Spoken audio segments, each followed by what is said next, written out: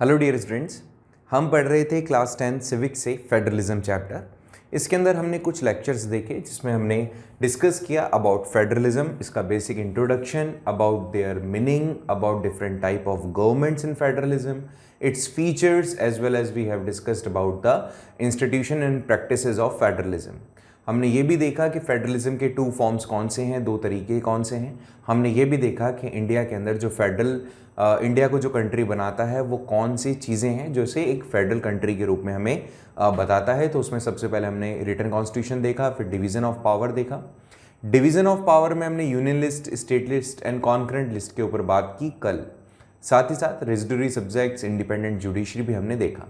यहाँ पर आज जो हमारा नया टॉपिक है वो है हाउ इज़ फेडरलिज्म प्रैक्टिस्ड, कि देश के अंदर जो फेडरलिज्म है वो कैसे प्रैक्टिस किया जाता है। चैप्टर काफ़ी छोटा सा है, मैं कोशिश करूँगा कि इसको आज ही अपन कंप्लीट कर लें क्योंकि अपने पास में बहुत दूसरे और भी चैप्टर्स पेंडिंग चल रहे हैं। तो देखो यहाँ पर इसने कहा कि इंडिया में फेडरलिज्म कैसे प्रैक्टिस किया जाता है। बहुत ही सिंपल तरीका है। अगर आप सोचो कि कॉन्स्टिट्यूशन ने कह दिया कि आपका देश एक फेडरल स्ट्रक्चर है, फेडरल कंट्री है, और आप इस कारण से फेडरलिज्म यहाँ अच्छे से प्रैक्टिस कर पा रहे हो, तो नहीं, ऐसा नहीं है। फेडरलिज्म आपके यहाँ पर अगर अच्छे से काम कर रहा है तो उसके पीछे बहुत सारे दूसरे फैक्टर हैं। ऐसा नहीं है कि कॉन्स्टिट्यूशन में आपको प्रोविज़न दे दिया गया कि फेडरलिज्म है और फेडरलिज्म को यू नीड टू फॉलो, नहीं, ऐसा नहीं। पहली चीज़ इसमें जो सबसे ज़्यादा इंपॉर्टेंट है वो ये है कि आपके यहाँ पर जो डाइवर्सिटीज़ हैं उसका वैल्यू करना आना चाहिए। हमारे यहाँ पे जो सेंट्रल गवर्नमेंट है, सेंट्रल गवर्नमेंट से पावर लेके स्टेट गवर्नमेंट को और स्टेट गवर्नमेंट से पावर लेकर लोकल गवर्नमेंट को जब दी जाती है, मतलब वर्टिकल पावर शेयरिंग जब की जाती है, तो ऐसे में इस चीज़ को इसीलिए किया गया क्योंकि हम चाहते थे, गवर्नमेंट चाहती थी, कॉन्स्टिट्यूशन मेकर चाहते थे कि हर एक स्टेट की जो अपनी खुद की आइडेंटिफिकेशन है, उनका कल्चर है, उनके बिलीव्स हैं, उनकी जो प्रैक्टिसेस हैं, उनके ऊपर कभी भी क्वेश्चन मार्क ना आए। इसीलिए तो सभी हैप्पी हैं, अपने सबके पास में अपने अपने राइट्स हैं, सबके पास अपने अपने टास्क हैं, इवन उनको पता भी है कि what decision they can take. तो इसी कारण से कि कॉन्स्टिट्यूशन हमारे यहाँ पर जो बनाया गया और उसके बाद में जो फेडरलिज्म का प्रैक्टिस करने का मौका दिया गया, ऐसा नहीं कि इसी के कारण से ये सक्सेसफुल हुआ, जबकि फेडरलिज्म का जो रियल सक्सेस है इंडिया के अंदर वो इस कारण से है क्योंकि हमारे देश के अंदर जो भी पॉलिसीज बनती हैं, जो भी पॉलिटिक्स होती हैं, वो डेमोक्रेटिक है। इसके अंदर इंश्योर किया जाता है कि फेडरलिज्म का जो स्ट्रक्चर है वो बना रहे, जहाँ पे पावर शेयर होनी चाहिए दो ग्रुप्स के बीच में, सेंटर एंड स्टेट्स के बीच में। यहाँ पे एक दूसरे की डाइवर्सिटी की रेस्पेक्ट करना ज़रूरी है। साथ ही इस चीज़ को बनाए रखना ज़रूरी है कि लोग एक दूसरे के साथ रहना चाहें। ऐसा नहीं हो कि नॉर्थ इंडिया वाले लोग साउथ इंडिया वाले लोगों के साथ में रहना ही पसंद ना करें, या साउथ इंडिया वाले नॉर्थ इंडिया वालों के साथ। तो ये चीज़ें हैं जिसके बिहाफ पे हमें पता लगता है कि फेडरलिज्म प्रैक्टिस करने का एक सबसे सही तरीका, फेडरलिज्म जो हमारे यहाँ सक्सेसफुल हुआ है उसके पीछे का एक सही लॉजिक वो ये है कि the people actually give respect to each other. उनकी डाइवर्सिटी को रेस्पेक्ट किया जाता है, एक साथ रहने की इंटीग्रिटी को वैल्यू किया जाता है, और इसी कारण से हमारे देश के अंदर फेडरलिज्म काफ़ी सक्सेसफुल है और एक दूसरे नेशंस के लिए, मतलब दूसरे नेशंस के लिए काफ़ी ज़्यादा ये आइडल है, काफ़ी ज़्यादा इंस्पायरिंग है एंड सरप्राइजिंग भी एज वेल एज। ओके, तो फेडरलिज्म प्रैक्टिस कैसे किया जाता है, उसके पीछे का लॉजिक क्या है, तो यहाँ पर कुछ फैक्टर्स हैं जिनको अपन देख रहे हैं कि इन फैक्टर्स के बिहाफ पे हमारे यहाँ पे जो फेडरलिज्म है वो प्रैक्टिस किया जाता है and it is successful as well. कि फेडरलिज्म कैसे प्रैक्टिस किया जाए, तो शुरुआत से शुरू करते हैं। सबसे पहले शुरुआत करते हैं देश की आज़ादी से, कि जब आज़ाद हुए तो सबसे बड़ा प्रॉब्लम हमारे यहाँ ये था कि India was divided into 565 princely states. हम प्रोविंसीज की तो बात ही नहीं कर रहे हैं, हम प्रिंसली स्टेट्स की बात कर रहे हैं। 565, अब 565 को आप 565 स्टेट्स तो नहीं बना सकते हो, तो इनको कैसे स्टेट बनाया जाए। तो आप याद रखें, the language was the base to create the states. Earlier time जब देश आज़ाद हुआ, आज़ाद होते ही जो सबसे पहला बेस बनाया गया कि किन बिहाफ पे डिसाइड किया जाए कि एक देश होना चाहिए और ये स्टेट यहाँ पर इतना इसका बॉर्डर लाइन होना चाहिए, इतना इनके बाउंड्री होगा, तो वो थी उसका जो बेस था, दैट वाज लैंग्वेज। लैंग्वेज क्या था, उसका बेस था। तो लिंग्विस्टिक स्टेट्स, यहाँ पर स्टेट्स को डिवाइड किया गया लैंग्वेज के बिहाफ पे। The creation of linguistic state was the first and major test for democratic politics in our country.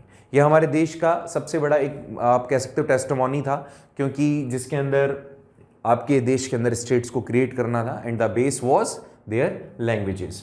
It was a time of 1947 जब बॉर्डर्स डिसाइड की गई ओल्ड इंडिया की, ओल्ड इंडियन स्टेट्स की लगातार वो बदल रही थी क्योंकि प्रिंसली स्टेट्स नई नई जुड़ती जा रही थी एक दूसरे के साथ, नई स्टेट्स बनती जा रही थी। एंड यहाँ पर इस बात को इंश्योर किया जा रहा था, देखा जा रहा था कि जो लोग सेम लैंग्वेज बोलते हैं वो सेम स्टेट्स में रहें, क्योंकि उनके लिए भी काफ़ी सूदिंग हो जाता, काफ़ी ईजी हो जाता मर्ज करना, मर्ज होना। ठीक है, हालांकि आज भी काफ़ी ज़्यादा चलता रहता है कि लैंग्वेज के बिहाफ पे सभी डिमांड करते हैं कि we also want to be the separate state, but ऐसा पॉसिबल नहीं है। तो पहले इस चीज़ को इंश्योर किया गया कि जो भी आपने बॉर्डर डिसाइड की है, बाउंड्रीज डिसाइड की है स्टेट्स की, वो लैंग्वेज के बिहाफ पे जो आपने कर ली, तो सेम लैंग्वेज बोलने वाले लोग पर्टिकुलर स्टेट्स में रहें या जहाँ पर वो रह रहे हैं, और अगर उनकी बोली जो है वो कॉमन है, अगर वो मेजॉरिटी में है तो उनको एक स्टेट बनाकर दे दिया जाए। अर्लियर टाइम में डिसाइड किया गया था। Some states were created not on the basis of language but to recognize differences based culture, ethnicity और geography। तो और कुछ ऐसे स्टेट्स भी थे जिनको अलग माना गया, बनाया गया, लैंग्वेज ही बेस नहीं था, उसके अलावा उनका कल्चर, उनकी एथेनिसिटी या फिर उनकी ज्योग्राफी। एथेनिसिटी पावर शेयरिंग वाले चैप्टर में आपने पढ़ा है। एथेनिसिटी का मतलब किसी भी बिहाफ पे लोग एक दूसरे के साथ में कॉमन होने चाहिए, उनके बीच में लिंक होना चाहिए, तो एथेनिसिटी होता है। कल्चर आप जानते ही हैं। एंड ज्योग्राफी के बिहाफ पर भी कुछ स्टेट्स बनाए गए।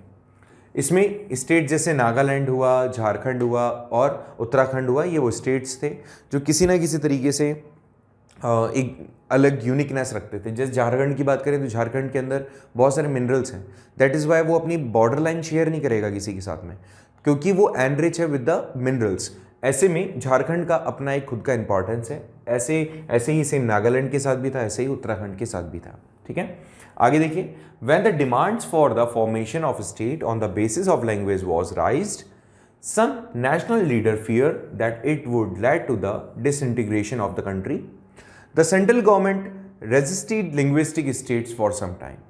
जब ये आइडिया सामने आया कि इंग्लिश लैंग्वेज हो, कि हिंदी लैंग्वेज हो, कि तमिल हो, कन्नड़ हो, तेलुगु हो, उर्दू हो, किस बिहाफ पे आप डिसाइड कर रहे हो। अगर आपने लैंग्वेज को बिहाफ बनाया है, बेस बनाया है, तो ऐसे तो मान के चलो आप एक दूसरे के साथ में कॉन्फ्लिक्ट क्रिएट हो जाएगा। आज नहीं तो कल कॉन्फ्लिक्ट क्रिएट होगा। तो कुछ लीडर्स को लगता था कि language is not the right way to divide the states और set the boundaries of any state. उसमें इनको ये भी लगता था कि देश के अंदर अगर आपने स्टेट्स को लैंग्वेज के हिसाब से बनाया है तो एक स्टेट वाला दूसरे स्टेट वाले के साथ क्यों रहना पसंद करेगा, उसके साथ में लिंक ही क्या होगा उसका। ऐसे में देश टूट जाएगा। आप स्टेट्स तो बना दोगे बट वो एक दूसरे के साथ कभी भी साथ नहीं रह पाएंगे। तो ऐसे में बहुत सारे जो लीडर्स थे उनको ये फियर था, लेकिन हालांकि ऐसा कुछ हुआ नहीं। सेंट्रल गवर्नमेंट ने धीरे धीरे जो भी एक्सपीरियंसेस उनको मिला, लेकिन उसके बावजूद भी लैंग्वेज को बेस बनाते हुए उन्होंने स्टेट्स बनाए। और आज भी आप देखिए एडमिनिस्ट्रेशन ईजी हुआ, हम सभी आज भी यूनाइटेड हैं, all we are living together and this is our actual strength. और यही हमारी एक्चुअल पावर है कि हम इतनी डाइवर्सिटीज़ होने के बावजूद भी, इतनी लैंग्वेजेस अलग होने के बावजूद भी, कल्चर बिल्कुल डिफरेंट होने के बावजूद भी, we are living together and we actually feel proud that we all are Indians. ठीक है, तो ये एक बेस था, सबसे पहले लैंग्वेज बेस बना। अच्छा, इसमें कुछ चीज़ें हैं इंपॉर्टेंट है, क्या है वो है लैंग्वेज पॉलिसी। पहली चीज़ तो मैंने यहाँ पर इस वाले टॉपिक में कि फेडरलिज्म कैसे प्रैक्टिस किया गया, तो फेडरलिज्म प्रैक्टिस करने के लिए किसको बेस बनाया हमने, लैंग्वेज को। And now the second thing is कि हम बात कर रहे हैं लैंग्वेज पॉलिसी। अब पहली चीज़ तो ये पता लगाएंगे, ऐसे तो हमारे यहाँ पर इतनी ज़्यादा भाषाएं हैं, इतनी ज़्यादा बोलियां हैं। अब ऐसे तो हर कोई ये कहेगा कि मारवाड़ी को भी बना दो, ऐसे तो कोई ये कहेगा कि भाई हम थोड़ा सा शेखावटी भाषा बोलते हैं। तो ऐसे बहुत सारी भाषाएं होगी, बोलियां होगी, उसके बिहाफ पे अगर अपन स्टेट्स बनाने लग गए तो पूरे देश में स्टेट्स ही स्टेट्स हो जाएंगे फिर तो। क्योंकि ऐसा कहा जाता है कि हमारे यहाँ पे थोड़ी दूर चले जाएंगे अगर आप, तो भाषा में बदलाव आ जाता है, बोली में बदलाव आ जाता है, तो ऐसे तो बहुत दिक्कत हो जाएगी। तो लैंग्वेज के लिए भी तो कुछ पॉलिसी होनी चाहिए ना। तो हमने क्या किया, हमने लैंग्वेज के लिए पॉलिसी बनाई और इस पॉलिसी के बिहाफ पे फेडरलिज्म को प्रैक्टिस करना हमने शुरू किया। देखिए क्या था, बोला गया कि अगर आप फेडरेशन की बात करें, इंडिया की बात करें, इंडियन यूनियन की बात करें, तो जो इंडिया के लिए सबसे बड़ा सेकंड जो टेस्ट था वो ये था कि लैंग्वेज पॉलिसी कैसी हो, लैंग्वेज जो इसकी हम सेट कर रहे हैं वो कैसी हो, कौन सी भाषा को हम प्रायोरिटी दें। ठीक है, तो ऐसे में जब कॉन्स्टिट्यूशन मेकर्स थे उनको ये पता ही नहीं था कि कौन सी भाषा को ये यूज़ करें। तो ऐसे में देखिए, our constitution did not give status of national language to any one language. इस लाइन को अच्छे से समझ लेना, पढ़ लेना। क्वेश्चन आए अगर कि हमारे देश का नेशनल लैंग्वेज कौन सा है, हमारे देश की नेशनल लैंग्वेज कौन सी है, ठीक है। एक तो होती है ऑफिशियल लैंग्वेज। ऑफिशियल लैंग्वेज तो बहुत सारी हो सकती है, अलग अलग हमारे, मैं बताऊंगा ऑफिशियल लैंग्वेज के बारे में भी। बट अगर नेशनल लैंग्वेज की बात की जाए तो हमारे देश की कोई भी नेशनल लैंग्वेज नहीं है। अलग अलग बुक्स में आपको मिलेगा कि हिंदी है, अलग अलग बुक में मिलेगा कि इंग्लिश एंड हिंदी दोनों है, नहीं, हमारे देश की कोई भी ऑफिशियल नेशनल लैंग्वेज नहीं है, सॉरी ऑफिशियल नहीं, नेशनल लैंग्वेज नहीं है। इसको अंडरलाइन फिर कर रहा हूं मैं, एक बार अच्छे से देख लेना। हमारा जो कॉन्स्टिट्यूशन है उसमें किसी भी एक भाषा को नेशनल लैंग्वेज की जो दर्जा मिलना चाहिए वो नहीं दिया गया। हाँ, Hindi was identified as the official language, Hindi को आइडेंटिफाई किया गया था ऑफिशियल लैंग्वेज, बट क्योंकि हिंदी केवल 40% भारतीयों की ही मदर टंग है, इसीलिए आगे चल करके दूसरे नेशंस, दूसरे स्टेट्स ने जब प्रोटेस्ट करना शुरू किया हिंदी के अगेंस्ट में, जैसे तमिलियंस ने प्रोटेस्ट किया, तो बाद में हमने क्या किया, उसको पहले तो हमने शुरुआती दौर में इसको ऑफिशियल लैंग्वेज बनाया था, बट उनको काफ़ी प्रॉब्लम हो रही थी क्योंकि वो हिंदी नहीं जानते थे, नॉर्थ इंडिया में हिंदी बोली जाती थी। फिर इस कारण से उनको क्या किया गया, सोचा गया कि इन दूसरी लैंग्वेजेस को भी प्रोटेक्शन मिलना चाहिए, सेफ गार्ड मिलना चाहिए, ऐसे तो ये मर जाएंगी, ये बोलियाँ जो है ये खत्म हो जाएंगी, भाषाएं जो है वो खत्म हो जाएंगी। इसीलिए फिर कहा गया कि आप अगर ऑफिशियल वर्क कोई कर रहे हो तो यू कैन यूज़ योर जो आपकी लैंग्वेज है आप उसको यूज़ कर सकते हो, बट हमारे समझने लायक कोई ऐसी भाषा तो जो हम भी समझ सकें आपका काम क्या है, आप क्या काम कर रहे हो, तो फिर इसमें इंग्लिश को भी इंक्लूड कर दिया गया। हिंदी के अलावा लगभग 21 और दूसरी भाषाओं को हमने रिकॉग्नाइज किया है एज अ शेड्यूल लैंग्वेजेस। हमारे कॉन्स्टिट्यूशन के अंदर लगभग 22 भाषाओं को दर्जा दिया गया है, हिंदी के साथ में 21 भाषाएं और हैं, लगभग 22 ऐसी भाषाएं जिनको हमने दर्जा दिया है हमारी भाषाओं का, भारत की भाषाओं का। वैसे तुम्हें सरप्राइज होगा, लगभग 1400 लैंग्वेजेस, 1400 डिफरेंट भाषाएं हम बोलते हैं भारत के अंदर, ठीक है, और बोलियां तो बहुत ही सारी हैं। According to the Constitution, the use of English for official purpose was stopped in 1965. अब यहाँ पर केवल इंग्लिश नहीं थी, इसके साथ में रीजनल लैंग्वेजेस भी क्या की जाएगी, एड ऑन की जा सकती है। यहाँ पे कुछ ऐसे स्टेट्स थे जो हिंदी नहीं जानते थे, तो उन्होंने डिमांड की कि उनको इंग्लिश बोलने की परमिशन दी जाए। जैसे तमिलनाडु का एक मूवमेंट आपको याद होना चाहिए, ये बहुत ही वायलेंट फॉर्म ले चुका था, इसी कारण से फिर हमने हिंदी को हटा दिया वहाँ से। उनके ऊपर एक बर्डन था कि हिंदी हम जानते ही नहीं है, how we can deal with Hindi. तो ऐसे में फिर उन्होंने कहा, हमने मतलब कॉन्स्टिट्यूशन मेकर्स ने और द गवर्नमेंट ऑफ इंडिया ने अश्योर किया कि आप अपनी रीजनल लैंग्वेज में जो भी आपकी भाषा है उसमें आप अपना ऑफिशियल काम कर सकते हैं, बट साथ ही साथ आपको इंग्लिश को भी रखना पड़ेगा, so that we can also understand कि what is actually happening in your state. कौन कौन सी भाषाएं थी, अगर मैं 22 भाषाओं की बात करूं तो हमारे यहाँ पे कौन कौन सी 22 भाषाएं हैं जो कि बहुत ज़्यादा मतलब ऑफिशियली उनको शेड्यूल लैंग्वेजेस का दर्जा मिला हुआ है। तो यहाँ पर आप देखें, कश्मीरी, डोगरी, पंजाबी, हिंदी, इसके अलावा हिंदी वाली कौन सी है, मतलब देवनागरी वाली, सिंधी, गुजराती, मराठी, इसके अलावा कोंकणी, और फिर आ जाएगी तमिल, फिर कन्नड़, तेलुगु के बाद में उड़िया, उसके बाद में बंगाली, मराठी, मैथिली, फिर इसके बाद में आ जाएंगे हम इधर बोडो, इसके अलावा आप आ जाओगे आसामी, ठीक है। ये कई सारी भाषाएं हैं, संस्कृत भी इनमें से है और उर्दू भी इसमें से है, बंगाली भी है। तो ये वो भाषाएं हैं, लगभग 22 भाषाएं जिसको आप एज अ शेड्यूल लैंग्वेज देखते हो। लगभग 22 भाषाएं हैं, आपको कमेंट बॉक्स में भी इनका नाम लिखा हुआ है तो आप देख सकते हो। इन 22 भाषाओं के अलावा सबसे बड़ा प्रॉब्लम हमारे साथ यही था कि लोगों को कैसे कन्विंस किया जाए कि ठीक है आपकी जो भाषाएं है आप, बड़ा प्रॉब्लम हो जाता है ना।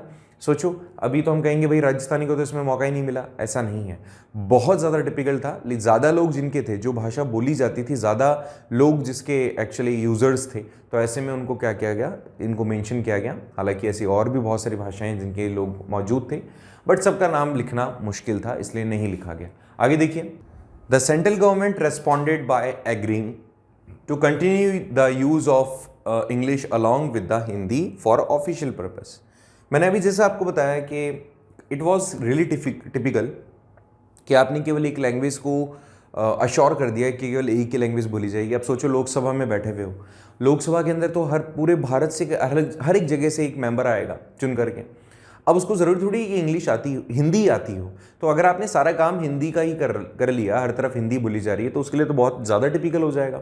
दैट इज़ वाई यहाँ पे सेंट्रल गवर्नमेंट इस बात के लिए एग्री हो जाती है कि इंग्लिश को भी रखो साथ में, हिंदी के साथ ही साथ जो दूसरी लैंग्वेजेस हैं, रीजनल लैंग्वेजेस हैं, उसके साथ में इंग्लिश को भी रखो, सो दैट जो भी इश्यूज़ हैं वो सॉर्ट आउट किए जा सकें।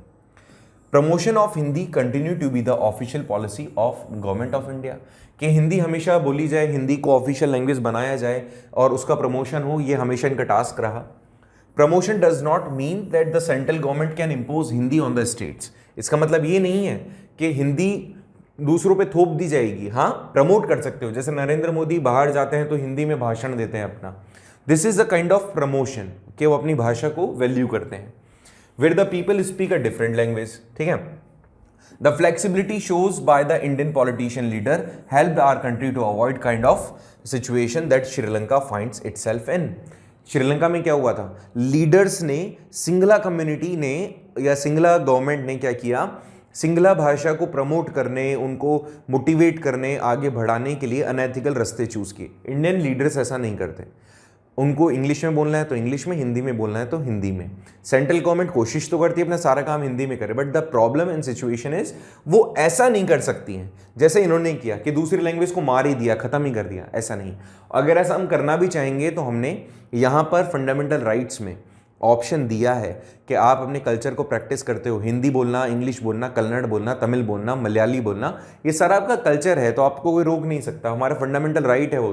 तो गवर्नमेंट की जो लैंग्वेज पॉलिसी है, इस लैंग्वेज पॉलिसी को आप बोल सकते हो it was a second test of Indian federation.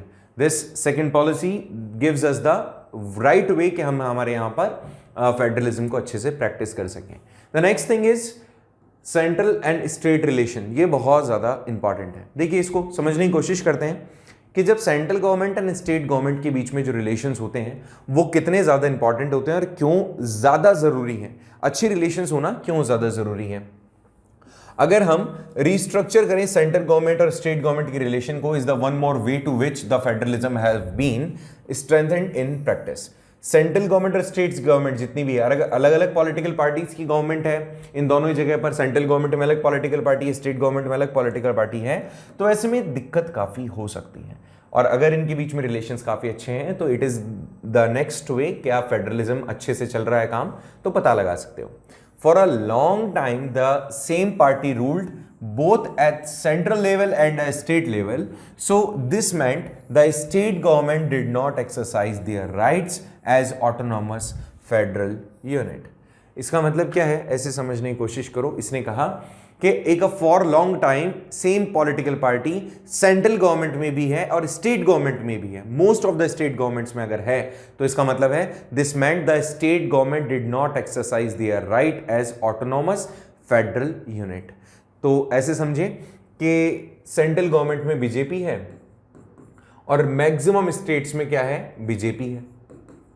अब ऐसे में ये कहना चाह रहा है कि इससे ये साबित होता है कि जो स्टेट्स हैं उन स्टेट्स के अंदर जो अश्योरिटी होनी चाहिए, जो पोजीशंस होनी चाहिए, जो चीजें होनी चाहिए, that things are actually not in use.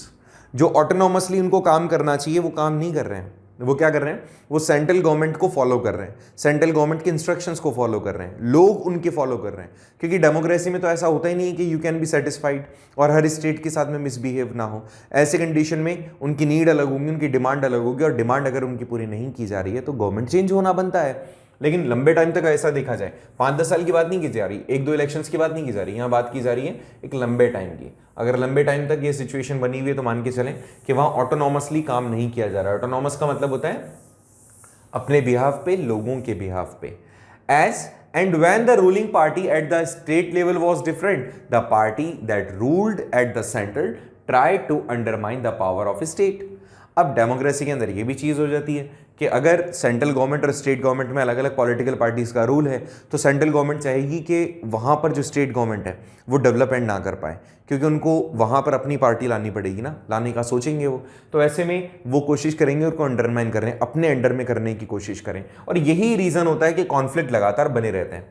Now those days the central government would often misuse the constitution to dismiss the state governments that were controlled by the rival parties. This undermined the spirit of federalism. देखिए, अगर हम बात करें थोड़ा और back जाएं तो जब आप 11th क्लास में जाएंगे तो 12th क्लास में जब आप जाएंगे तो यू विल ट्राई और you will find a chapter जहाँ पे आप कांग्रेस के बारे में पूछेंगे, कांग्रेस के बारे में पढ़ेंगे, द पावर ऑफ कांग्रेस, ऐसा एक चैप्टर है, ठीक है, जिसमें आपको ये पता लगेगा कि कांग्रेस की जब पावर आई थी, जब गवर्नमेंट वहाँ आई थी और गवर्नमेंट के अंदर जब उनको मौका मिला अपनी सरकार बनाने का, तो इंदिरा गांधी जी ने क्या किया और उस टाइम पर क्या किया गया कि वो नहीं चाहते थे कि जो गवर्नमेंट वहाँ पर बन रही है, सेंट्रल गवर्नमेंट में तो कांग्रेस है और स्टेट्स में जो दूसरी पॉलिटिकल पार्टीज बढ़ रही थी वो क्या करते थे, मिसयूज़ करते थे अपनी पावर का और स्टेट से अपनी पावर को यूज़ करते हुए, क्योंकि प्रेसिडेंट वहाँ होते हैं, प्रेसिडेंट के अंडर में गवर्नर होते हैं और गवर्नर को कह के वो वहाँ की क्या कर देते थे, जो सरकार होती थी उसको गिरा देते थे।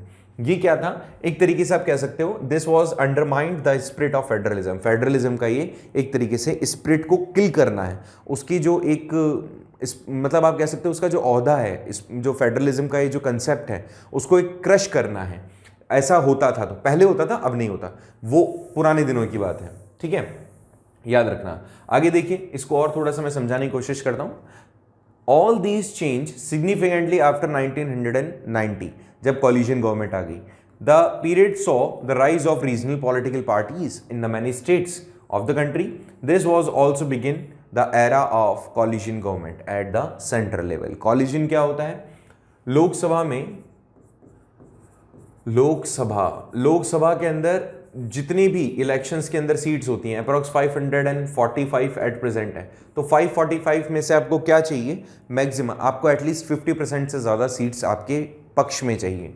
ऐसे में अगर किसी भी एक पॉलिटिकल पार्टी को सीट्स नहीं मिलती, मेजॉरिटी में 50% से ज़्यादा नहीं मिलती, तो वहाँ पर अलग अलग छोटी छोटी रीजनल पार्टीज मिलकर के एक गवर्नमेंट बना लेती हैं, फेथ दे देती हैं किसी एक पर्सन को, ठीक है। तो बीजेपी का जो ओरिजिन हुआ वो इसी कॉलिजन गवर्नमेंट से हुआ। हालांकि आज अगर बीजेपी को अपन देखते हैं तो बीजेपी का जो पावर है काफ़ी स्ट्रांग है, एक टफ कॉम्पिटिटर है कांग्रेस की। और पहले अगर मैं 1990 से पहले की बात करूं तो वहां की तो कंडीशन बहुत ही ज़्यादा टिपिकल होती थी, कांग्रेस का कोई कॉम्पिटिटर ही नहीं था, तो वो जैसी पॉलिसी बनाना चाहते थे वैसी बनती थी। लेकिन आगे चल के कांग्रेस के अंदर ही अलग अलग पार्टीज़ बन गई, कांग्रेस के कई सारे टुकड़े हो गए, रीजनल पार्टीज़ बन गई, उनके जो लीडर्स थे वो अलग अलग उन्होंने खुद की पॉलिटिकल पार्टीज़ बना ली और वहीं से स्टार्ट हुआ कॉलिजन गवर्नमेंट, ठीक है। तो यहाँ तक मेरे हिसाब से आपको कोई इशू नहीं होगा। तो 3 हमने पॉइंट्स देखे हैं। The first discuss we have done linguistic states, the second was language policy and the third was central state relations. तो सेंट्रल स्टेट रिलेशंस काफ़ी अच्छे होना ज़रूरी है, अगर नहीं होते हैं तो आप मान के चलें सिचुएशन कैन बी क्रिटिकल, ठीक है। देखिए आगे हम पढ़ रहे हैं अब डिसेंट्रलाइजेशन इन इंडिया। देखिए सोचिए एक आदमी है ये, ठीक है, आदमी बना देते हैं चलो, और इसके पास में सारी पावर है, ये पावर भी इसके पास, ये पावर भी इसके पास, ये पावर भी, ये सारी पावर्स, ठीक है। अब सिचुएशन क्या है, ऐसे मान के चलिएगा आप, ये जो भी सिचुएशन यहाँ पर, ये जो भी काम करेगा सारा एक पर ही बेस्ड है, एक ही आदमी के ऊपर बेस्ड है। अब ऐसे में प्रोबेबिलिटी है कि ये अपनी पावर का मिसयूज कर सकता है, क्योंकि इसको जज करने वाला ये किसी के लिए अकाउंटेबल है ही नहीं, ही इज इंडिविजुअली अपने आप में ये सब कुछ है। और अगर हम कोशिश करें कि एक और ऐसा सिचुएशन हो, अब देखना मुझे बताना कि दोनों में से ज़्यादा बेटर सिचुएशन कौन सी होगी। When a person is there, जिसने अपनी पावर को बांट दिया। अब बताओ अगर किसी पर्सन ने पावर को बांट दिया है तो क्या वो पर्सन ज़्यादा अच्छे से इफेक्टिव मैनर में काम कर पाएगा कि ये पर्सन जिस पे सारा टास्क एक ही आदमी पर करने का हो गया, ये कि ये? तो आपका जवाब मेरे हिसाब से ऑप्शन बी के साथ जाना चाहिए। ऑप्शन ए वाला तो नहीं कर पाएगा काम अच्छे से, क्योंकि बहुत सारी जिम्मेदारी हैं, काम कम मिलेगा उसको, टाइम बहुत कम मिलेगा, काम बहुत ज़्यादा मिलेगा, और वो फिर पजल्ड भी रहेगा ऑफ कोर्स। तो ऐसे में व्हेन द पावर, मतलब आप कह सकते हो resist in a particular place, किसी एक आदमी के पास रहे, तो वो तो होता है centralisation. When you take power from a body, एक बॉडी से लें and you share that power among the various groups, तो उसको आप कहेंगे डिसेंट्रलाइजेशन। तो सेंट्रलाइजेशन मतलब एक जगह पर फोकस्ड हो जाना, डिसेंट्रलाइजेशन मतलब फोकस थिंग्स को एलैबोरेट कर देना, फैला देना, स्प्रेड कर देना। तो federal government have 2 tyre of government, तो ये क्या है, एक तरीके का पावर डिवीजन ही तो है। तो यहां पर क्या हुआ, सेंट्रल गवर्नमेंट से पावर छीन करके स्टेट गवर्नमेंट्स को दी। छीनना मैं गलत यूज कर रहा हूं, छीनना नहीं होना चाहिए, आप ही कह सकते हो, उन्होंने हैप्पीली अपनी पावर शेयर की है। इसके साथ में जो थर्ड टाइप ऑफ गवर्नमेंट है हमने वो भी देखा, जिसको आप लोकल गवर्नमेंट कहते हो। लोकल गवर्नमेंट को भी उनकी नीड्स के हिसाब से इन्होंने क्या कर दिया, पावर शेयर कर दिया। हमने इस बात को पढ़ा था प्रीवियस लेक्चर्स में, ठीक है।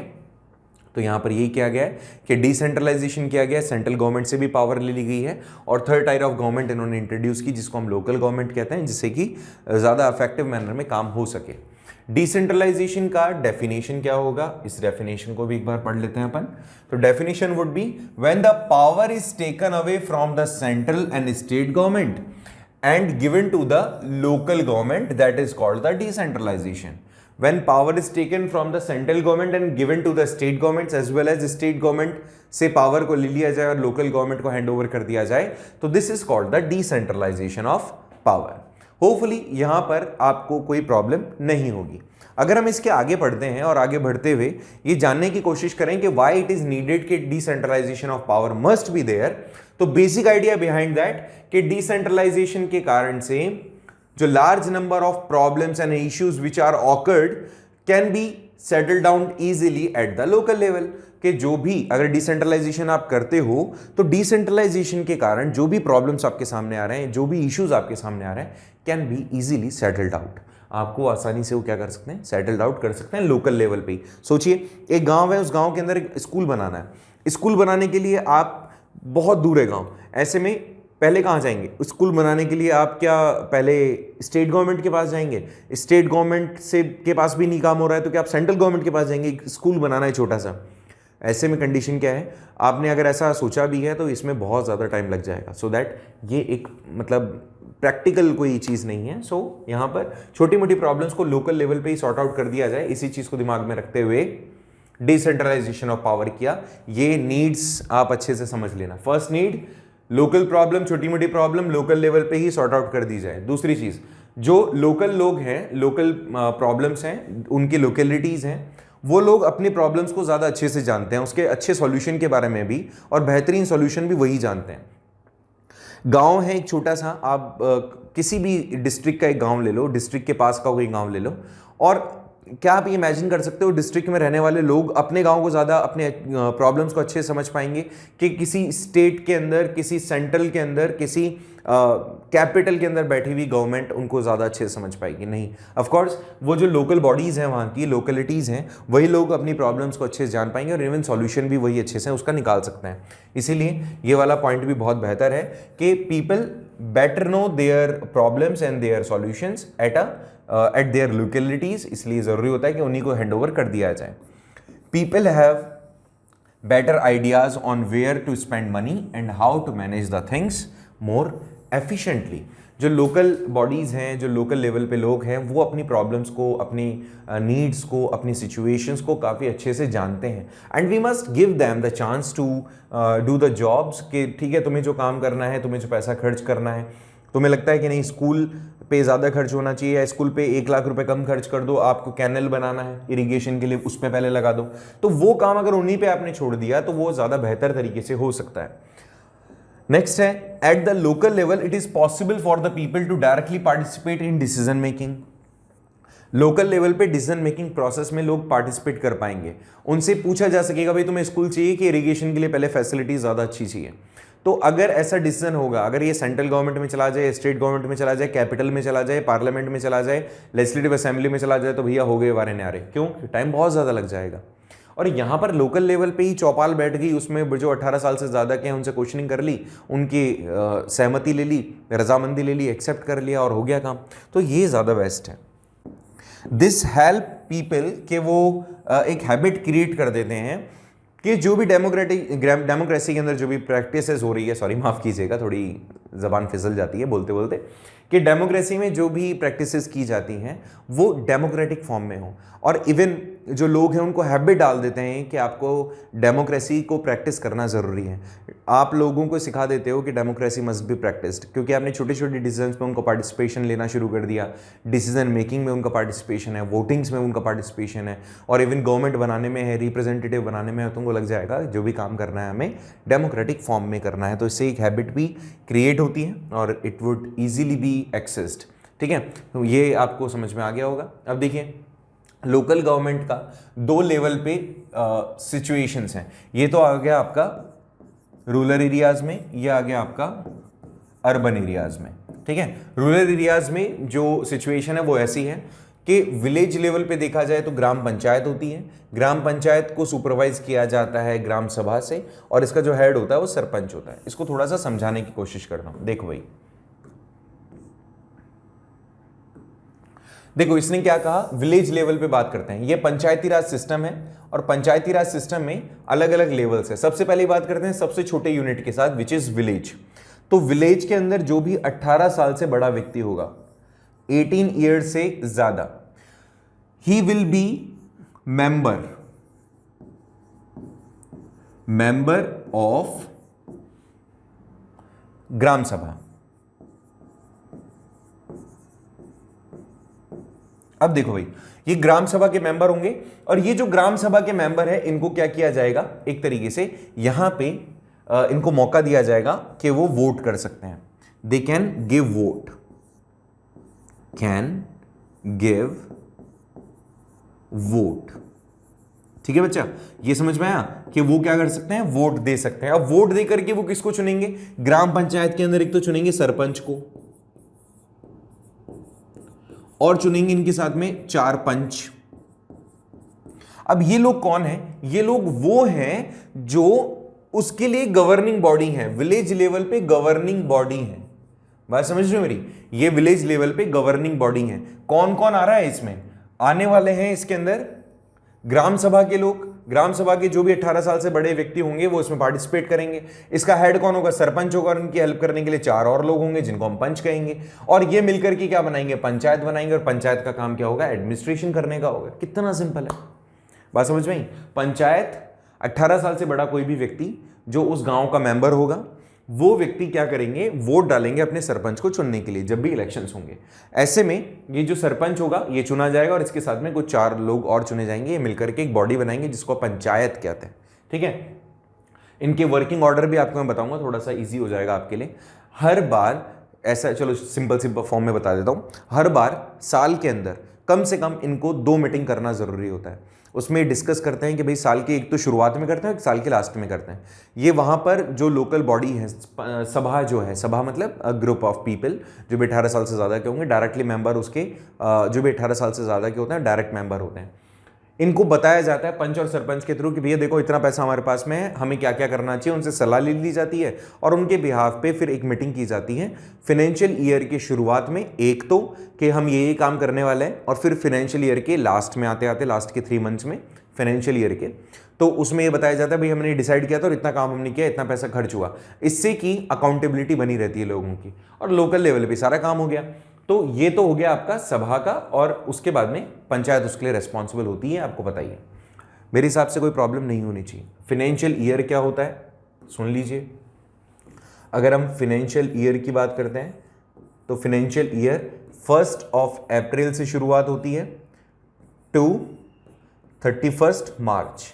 तो मैंने कहा कि एक बार तो शुरुआत होगी बेटा अप्रैल मई जून, मतलब फाइनेंशियल ईयर के स्टार्टिंग के 3 मंथ्स के अंदर तो पहली मीटिंग होना जरूरी है, और फाइनेंशियल ईयर के एंड के लास्ट के 3 मंथ्स मतलब जनवरी फरवरी मार्च में एक मीटिंग होना जरूरी है। उससे अकाउंटेबिलिटी पता चल सकती है आपको, किसकी, ग्राम पंचायत की। अच्छा, ग्राम पंचायत अच्छे से काम कर रही है कि नहीं कर रही, क्या पता सारे गांव वाले मिलकर ही सरकार ठग रहे हो। तो ऐसे कंडीशन में इसके ऊपर की जो गवर्निंग बॉडी होती है उसको कहते हैं ब्लॉक लेवल। ये जो पंचायत है बेटा वार्ड्स में डिवाइडेड होती है, और वार्ड्स का एक जो ग्रुप होता है उसको बनाया जाता है, उसको कहा जाता है ब्लॉक। ठीक है, तो ये जो ब्लॉक लेवल होता है इसके अंदर एक पर्सन अपॉइंट किया जाता है जो इनके कामों को सुपरवाइज करता है। देखो भाई सुनना अच्छे से, ये तो है विलेज लेवल, ठीक है, ये तो है विलेज लेवल। विलेज लेवल से ऊपर होता है ब्लॉक लेवल, ब्लॉक लेवल से ऊपर होता है डिस्ट्रिक्ट लेवल। अब इसके पैरेलल देखते हैं, कई सारी पंचायतों को मिलाकर के एक ग्रुप बना दिया जाता है। जैसे इमेजिन कीजिए एक पंचायत है, इसके साथ में इसको सुपरवाइज, इसको काम करने के लिए यहां पे पंच और सरपंच हैं। लेकिन कई सारी पंचायतों को मिलकर के अगर अपने एरिया को डेवलप करना है तो कई सारी पंचायतों को एक साथ लाया जाता है और उनको मिलाकर के एक ग्रुप बना दिया जाता है जिसको कहा जाता है पंचायत समिति। ये वार्ड और वार्ड्स के ऊपर ब्लॉक्स में डिवाइड होता है, ठीक है। हर एक एरिया को पहले तो गांव में, गांव से बड़ा उनका वार्ड में और वार्ड से बड़ा उनका ब्लॉक होता है, ठीक है। अब सुनिए, इसके ऊपर क्या किया जाएगा, इससे मेंबर कौन कौन होंगे, इसके जितने भी पंचायत के अंदर पंच और सरपंच हैं वो डायरेक्टली इसके क्या होंगे, मेंबर बन जाएंगे। अगर सोचिए 5 पंचायत का मिलाकर के ग्रुप बनाया गया, पंचायत समिति बनाई गई, तो वो जो पांचों हैं उन पांचों का कंडीशन यही रहेगा that they will be actually regarded as the member of panchayat samiti. All the 5 people कौन से, पंच और सरपंच, और ये 5 पंचायत के अंदर हैं तो लगभग 25 मेंबर्स हो जाएंगे इस पंचायत समिति के अंदर। इनके काम को सुपरवाइज करने के लिए एक ब्लॉक ऑफिसर होगा, ठीक है, ब्लॉक डेवलपमेंट ऑफिसर होगा, जो बीडीओ कहलाता है, बीओ भी कहते हैं इसको अपन, ब्लॉक ऑफिसर। ये ब्लॉक ऑफिसर इनके काम को सुपरवाइज करेगा कि जो भी काम ये कर रहे हैं क्या ये एथिकल मैनर में कर भी रहे हैं कि नहीं कर रहे हैं। सारा काम इनके हिसाब से डिसाइड किया जाता है, ठीक है। मेरे हिसाब से तो कोई प्रॉब्लम नहीं होगी। ये तो हो गया आपके ब्लॉक लेवल पे। अच्छा, इसके और एक नेक्स्ट लेवल चले जाएं तो डिस्ट्रिक्ट लेवल पे। तो ये सारी ब्लॉक समितियां, जो जितनी भी ब्लॉक समितियां हैं, इनका एक ग्रुप बनाया जाएगा और वो ग्रुप किसके लिए, उस ग्रुप से क्या बनेगा, जिला परिषद, ठीक है। सारी जितनी भी पंचायत समितियां हैं उनको मिलाकर के क्या बनाया जाएगा, जिला परिषद। और ये जिला परिषद लास्ट में उधर भी आप देखेंगे तो भी आपको मिल जाएगा जिला परिषद, ये टाउन्स में भी होता है। पंचायत के जितने भी मेंबर हैं वो तो समिति बनाएंगे। अच्छा, जिला परिषद के मेंबर कौन होंगे, उन सभी लोगों को इसमें ऐड किया जाएगा जो उस एरिया से बिलोंग करते हैं। थोड़ा सा बैकग्राउंड में आपके लिए थोड़ा ठीक कर देता हूं जिससे कि आपको इशू ना आए, ठीक है। देखो आप प्लीज इसको ऐसे समझना, यहां पर ये कहा गया कि जितनी भी पंचायत है, जितने भी उस एरिया से निकलने वाले लोग हैं, चाहे वो एमपी हो, चाहे वो एमएलए हो, या फिर इन पंचायतों के मेंबर्स हों, अगर वो उस एरिया से हैं जिसमें जिला परिषद एग्जिस्ट करती हैं तो वो डायरेक्टली मेंबर होंगे किसके, जिला परिषद के। दोबारा सुनो, किसी ने एमपी का इलेक्शन जीता, किसी ने एमएलए का इलेक्शन जीता, किसी ने पंचायत का इलेक्शन जीता, तो डायरेक्टली ये लोग क्या होंगे, इसके मेंबर बन जाएंगे। Elected member to have the membership in Lok Sabha and Rajya Sabha at the district. उस डिस्ट्रिक्ट से कोई आए हैं तो इसके मेंबर होंगे, एज वेल एज पंचायत समिति के भी जो लोग हैं वो भी उसके क्या होंगे बेटा, मेंबर होंगे, ठीक है। और इसका एक पर्सन होगा जिसको आप क्या कहते हो, जिसको आप कई जगह पर पटवारी कहा जाता है, कई जगह पर इसको वैसे जो रैंक होती है इसकी वो आरएएस रैंक होती है, मतलब एक अच्छे लेवल की रैंक होती है, क्योंकि जिला परिषद पूरे जिले का हेड होता है। कलेक्टर भी कह सकते हो आप इसको ना, जिले का हेड कौन होता है बेटा, कलेक्टर। तो कलेक्टर जिला परिषद का चेयरपर्सन होता है, याद रहेगा। तो ये तो हो गया आपका रूरल एरियाज का, ये रूरल एरिया पर है। अब हम बात करते हैं अर्बन एरिया पर। अर्बन एरिया में क्या है, तो अर्बन एरिया के अंदर बात करें तो अर्बन में क्या होता है, टाउन्स होते हैं और बिग सिटीज होती हैं। टाउन्स के अंदर म्युनिसिपैलिटीज होती हैं और उसका जो हेड होता है वो म्युनिसिपल चेयरपर्सन होता है। और बिग सिटीज की बात करें तो वहां म्युनिसिपल कॉर्पोरेशन होता है और उसका जो हेड होता है वो मेयर होता है। जयपुर इसके अंदर थोड़ा सा मतलब आप कह सकते हो जयपुर जो है थोड़ा एक एक्सेप्शन केस है, क्योंकि यहाँ पे म्युनिसिपैलिटीज है, म्युनिसिपल कॉर्पोरेशन नहीं है। लेकिन अजमेर में बात करें तो वहाँ म्युनिसिपल कॉर्पोरेशन है। और हमारे यहाँ क्योंकि सिटी बड़ी है तो हमने उसको 2 डिवाइड कर दिए, 2 ब्लॉक्स कर दिए। हमने एक अर्बन बना दिया और एक हेरिटेज बना दिया, लेकिन हमने इसको म्युनिसिपल कॉर्पोरेशन में कन्वर्ट नहीं करा, हमने इसको म्युनिसिपैलिटी ही रखा, लेकिन उसके 2 लेवल कर दिया और उसके ऊपर जो हेड बनाया उसको मेयर बना दिया। अगर मैं सिंपल फॉर्म में समझाऊं इसको, तो जो टाउन्स होते हैं वो अलग अलग वार्ड्स में डिवाइड हो जाते हैं और ये जो वार्ड्स होते हैं इनके ऊपर होता है एक वार्ड मेंबर। और ये जो वार्ड मेंबर होते हैं, जितने भी आपके उस डिस्ट्रिक्ट में जितने भी वार्ड मेंबर्स हैं, उन सभी वार्ड मेंबर्स के ग्रुप अपने आप में से किसी एक पर्सन को अपॉइंट करते हैं जो उस उस डिस्ट्रिक्ट का मेयर कहलाता है, उस जोन का मेयर कहलाता है, उस तहसील का मेयर कहलाता है। ठीक है, यहां म्युनिसिपल जो चेयरपर्सन है वो हेड होता है, ठीक है, मान लिया। लेकिन अगर ये टाउन है, छोटे से छोटा से कोई शहर है, तो अगर बड़ी सिटीज हैं तो वहां म्युनिसिपल कॉर्पोरेशन होगा। चलो ये भी हो सकता है, जरूरी नहीं है, लेकिन कंसेप्ट वही होगा। वो पूरा का पूरा बड़ा शहर डिवाइड हो जाएगा अलग अलग वार्ड्स में, और उन वार्ड से जो भी पर्सन अपॉइंट होगा वो होगा इलेक्टेड मेंबर, जिसको हम कहेंगे वार्ड मेंबर, जिसको हिंदी में आप पार्षद कहते हो। और अलग अलग पार्षद ये सारे पूरे स्टेट, पूरे डिस्ट्रिक्ट के, पूरे जोन के, बड़ी सिटी के जितने भी पार्षद होंगे उन सभी को कलेक्ट किया जाएगा एक जगह पर, और वो फिर कलेक्टिवली अपने आप में से कुछ पर्सन्स को चुनेंगे। एक पर्सन को चुनेंगे, कुछ को नहीं, एक पर्सन को चुनेंगे जो उनका एक तरीके से लीडर होगा, जिसको हम दूसरी भाषा में मेयर कहते हैं। ठीक है, कौन होता है वो? मेयर। सो लाइक दिस हमने लोकल गवर्नमेंट के बारे में पढ़ा। इसमें अगर कोई आपको प्रॉब्लम आती है किसी भी लेवल पे, इसके नोट्स मैंने आपको टेलीग्राम चैनल पे भेज दिए हैं। टेलीग्राम के थ्रू अगर आपको कोई भी प्रॉब्लम है, नोट्स नहीं मिल रहे हैं, कोई क्वेश्चन जनरेट कर रहे हो, उसका आंसर नहीं मिल रहा है, तो आप मुझे पर्सनली भी बता सकते हो। ठीक है, इस तरह से ये फेडरलिज्म वाला चैप्टर हमने कंप्लीट किया है। इसकी कल क्वेश्चन आंसर्स पे बात करेंगे। कोई इशू अगर आपको होगा तो आप पूछेंगे। ठीक है, मिलते हैं नेक्स्ट लेक्चर में, डिस्कस करते हैं इसके आगे। कोई इशू है तो आप पूछें, और पढ़ते रहें, आगे बढ़ते रहें। Thank you so much for joining the class. Chapter completed. Thank you.